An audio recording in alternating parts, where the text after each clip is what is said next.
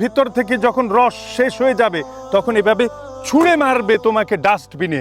হে যুবক, তোমার জীবনটা এত সস্তা। মা বাবা কত কষ্ট করে, কত পরিশ্রম করে তোমাকে অনেক যত্ন করে এত সুন্দর করে বড় করেছে, আর তুমি নেতার পিছনে ঘুরে ঘুরে তোমার জীবনটা এভাবে ধ্বংস করে দিচ্ছ। তুমি তো শুধু তোমার জীবন ধ্বংস করছো না, তোমার মা বাবারটাও ধ্বংস করছো। এই যে নেতার পিছনে ঘুরো, ঘর থেকে যখন বের হও একবারও কি মা বাবার চেহারার দিকে তাকিয়েছো? ওরা কত টেনশন করে তোমাকে নিয়ে। জীবনটা অনেক সুন্দর, পৃথিবী অনেক সুন্দর।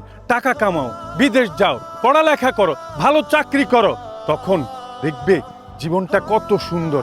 একটা সুন্দরী মেয়ের সাথে প্রেম করো, বিয়ে করো, সংসার করো, জীবনটা অনেক সুন্দর। এত সুন্দর জীবন নেতার পিছনে ঘুরে ধ্বংস করে দিবে না। নেতা কিন্তু যখন স্বার্থ শেষ হয়ে যাবে, তোমার ভিতর থেকে যখন রস শেষ হয়ে যাবে, তখন এভাবে ছুঁড়ে মারবে তোমাকে ডাস্টবিনে। তখন কিছু করার থাকবে না। জীবন অনেক সুন্দর। তুমি হাজারবার ভেবে তারপরে নেতার পিছনে ঘুরো। এভাবে জীবনটাকে ধ্বংস করে দিবে না। মা বাবাকে সুখী করো। অনেক ধন্যবাদ। আসসালামু আলাইকুম।